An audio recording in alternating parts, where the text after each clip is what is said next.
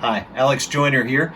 This is the Midweek update for Wednesday, January the 19th for First United Methodist Church in Charlottesville, Virginia. Something a little different for the update today. Following this announcement, you'll have the opportunity to see Sunday's sermon, last Sunday's sermon.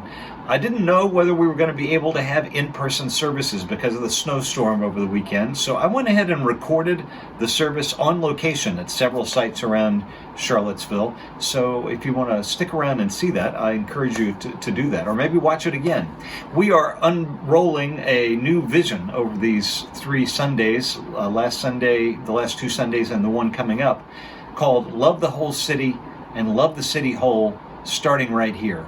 I'm excited about what that could mean for First Church, and I hope you get excited too. And to tell you a little bit more about it, and to give you the opportunity to dream along with us as we continue to live into that vision, I want to let you know that on Sunday, February the 6th at 5 p.m., we're going to have an online town hall where you will have a chance to hear more from the vision team and to give us some feedback and to have some good discussion among us about where this vision might lead us and how we might meet God in the process. So stick around for the sermon right after this, and I will look forward to seeing you soon. God bless you, and see you soon. If you have a Netflix account, then you're probably familiar with this eerie experience of Netflix deciding for you what genres of movie you like, even before you might be able to name them yourself. For instance, you pull up that screen with all the options and it will give you a row that says slapstick comedies or buddy cop movies or, I don't know, psychological suspense with a strong female lead. Well, if they had a category for me, it would be stranded astronauts. I don't know what it is, but anything that depicts the challenges of a lost astronaut trying to get back home, it really speaks to me. Maybe it's because I grew up with Lost in Space, but give me Sandra Bullock in Gravity, or Matt Damon in The Martian, or say Tom Hanks in Apollo 13, and boy, I'm hooked. I love them. So this week, we started watching in our household a Korean drama called The Silent Sea, and it's about an astronaut rescue team visiting a lunar base to try to figure out what happened in a deadly incident that wiped out the crew. I won't give it away, but one of the lessons I took away from it was, don't drink the water. There were a lot of reasons not to drink the water back in Jesus' day. Without modern filtration and treatment, you were prone to all kinds of waterborne ailments, and might actually have been safer to drink the wine. In fact, the Romans of the day mixed wine in their water, not to dilute the wine, but to purify the water, or at least to make it taste less foul. So what is all that water doing at the wedding in the gospel reading today? Jesus' mother was invited to a wedding in Cana. Jesus and his disciples had also gotten an invite, but to tell you the truth, they seem to be an afterthought here. The first point that John makes in the gospel story is that Mary was there. And you know how this goes. The wine runs out, which is a big deal for a wedding party that might last for a week. And Mary comes to Jesus and says, they have no wine. She doesn't tell him what to do, but there's that tone in her voice. And Jesus responds in a way that sounds harsh to us today. He says, woman, what concern is that to you and me? But he also calls Mary woman from the cross, so it's probably a respectful way for him to talk to her. It's also clear that he wants to stay in the background. Mary forces his hand by telling the servants, do whatever he tells you. And that's when we hear about the water. There are 6 stone jars just standing right there, waiting. But they were there for a very specific purpose. This is not where you would keep the drinking water for the household. This is ritual water to be used for the rite of purification. One of the ways that faithful Jews approached God was to undergo a ritual bath for the forgiveness of their sins. It's one of the things that we express still in our language during the ritual of baptism. There's a kind of spiritual cleansing that takes place in the water. So when Jesus tells the servants to go fill the jars and then draw some out to take into the party to drink, their first response was probably, ooh, you're going to make them drink water? Bath water? It would be like saying, get me some water to drink out of the baptismal font. But of course, when the water gets to the wedding coordinator, it's wine. And not only wine, but the best wine they've had the whole time. Who does this? The wedding coordinator says. Everybody else serves the good wine first and saves the worse for later, and you've saved out the best. But Jesus is only just beginning to upend the world with this sign. He's telling us several things with this miracle. One is that all the purifying water in the world is not going to be enough to wash away what's wrong. Only God submitting to baptism in the River Jordan, submitting to death on a cross, is going to be enough to make things right. The other thing that Jesus is telling us is that God's desire and intent is for human flourishing. One of the Bible's favorite images of heaven is a wedding party. You see it all the way back into the Old Testament, as in the reading for today. When God's new day comes and Jerusalem is restored and Israel is redeemed, you shall no more be termed forsaken, Isaiah says, and your land shall no more be termed desolate, but you shall be called, my delight is in her, and your land married. For the Lord delights in you, and your land shall be married. When the bridegroom shows up for the wedding, you don't need the purification water. You need the wine. Last week I began sharing with you a vision that a vision team here at the church has been working on. Looking at our church and the community around us, we've been asking, how do we go about our primary mission, which is to make disciples of Jesus Christ for the transformation of the world, in this time and place? And I shared last week some of the process that I used to help us develop the vision. The 12 introductory sessions with questions about the values and history of the church, the onboarding with a professional facilitator with our church council, and book studies, the one-on-one conversations with church members and community leaders, and meetings of the vision team. The result of this process is a vision we're calling Love the Whole City and Love the City Whole, starting right here.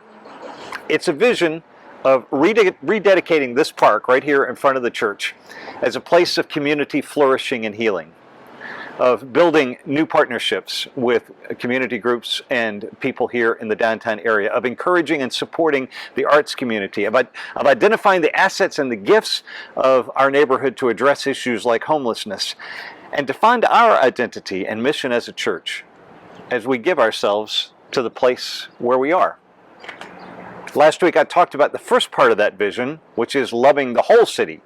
And we talked about an inclusive vision for the church and the city that recognizes that we haven't always lived out God's desire and intention to offer hope for all people. The city and the church need a new story to tell about who we are. Today, I want to explore the second part of that vision. Love the city whole. That way of putting it is a little poetic, isn't it? It could be heard in at least a couple different ways.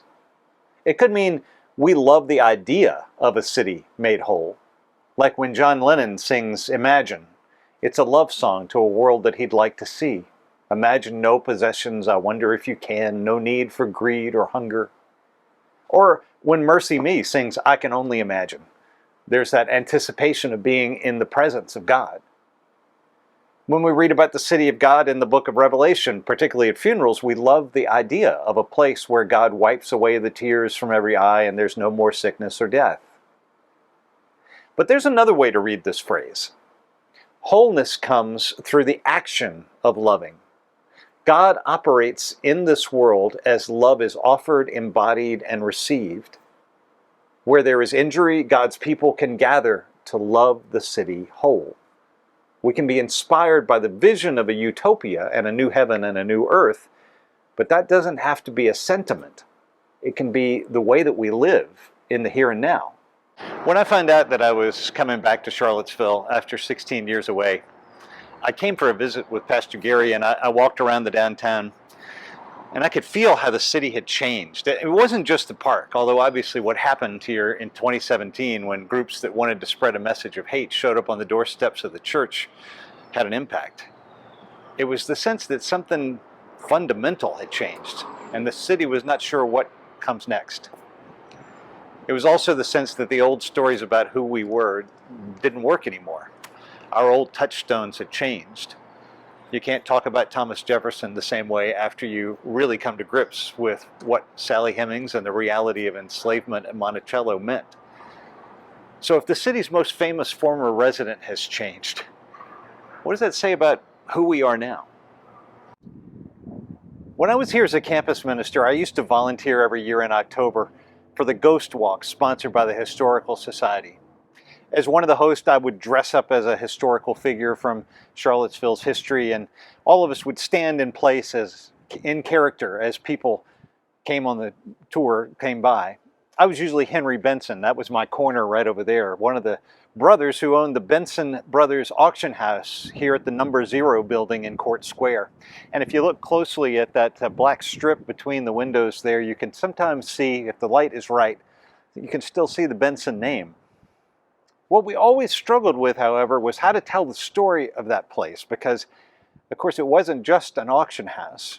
It was the site of the slave block, where human beings were bought and sold. And there are flowers here today and most days that people come to bring to remember that part of its history. You can't tell the history of the number 0 building in the same way now. So loving the city whole means moving into the open space created by the fires of the last few years with a message of hope. The same message we've had since the wedding at Cana. The God we met in Jesus Christ is a God who desires and creates a new order where human beings are meant to flourish. God comes to heal the broken and to take our feeble efforts at saving ourselves and transform them into a celebration, like the waters of purification turned into the finest wine. We can love the city whole by making this space a place of hope again. When we walk back into this space with events that bring the city together, when we fill it with words of hope and the music of celebration, when we bring children here, we'll keep the feast going. One year, I didn't play Henry Benson, the auctioneer, for the Ghost Walk. That year, I asked if I could play someone who was ahead of his time in a lot of ways, even though he's a 20th century figure. Jerry Spidell was a history teacher at Old Lane High School, now the Albemarle County Office Building, and a member at First Church. He was known for wearing a felt hat that he treated so badly that it was always crumpled up and in poor condition, but he always wore it. Jerry Spidell was always on a mission. In the 1940s and 50s, he was an organizer for the Methodist student movement, which had a strong element of social justice.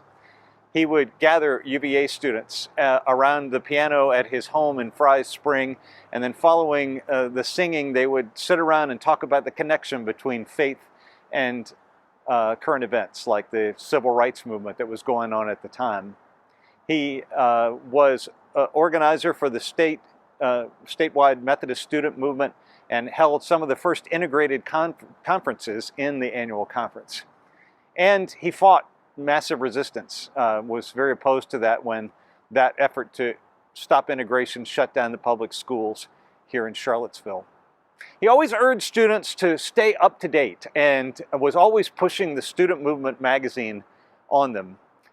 And his work, along with First Church, led to the creation of the Wesley Foundation at UVA and Wesley Memorial Church. When he took students to New York City for trips to learn about international events, he'd always be striding ahead, pushing the pace to try to get students to where they needed to go. And the students who went with him said it was impossible to keep up with Jerry Spidell. And the only way you could follow him was to look for the crumpled hat, because it was so distinctive, and he was a tall man and they were able to see him. He was striding on because he knew how urgent the time was and how important each moment was. This is a critical moment in the life of our community and in our church. We can go on as if the statue had never been moved and as if the Nazis had never come. We could go on and pretend that there's not new open space as if the open space that cries out for a new community wasn't here. Or we could walk into the space like Jerry Spidell and say, this moment matters. This time is important. Let's be here with everything we've got, and especially with the good news of Jesus, who turns water into wine, the ordinary into the extraordinary. Again, if it's just our vision, why bother? But God wants to love the whole city and to love the city whole. I want to be part of that. I hope you do too. Thanks be to God.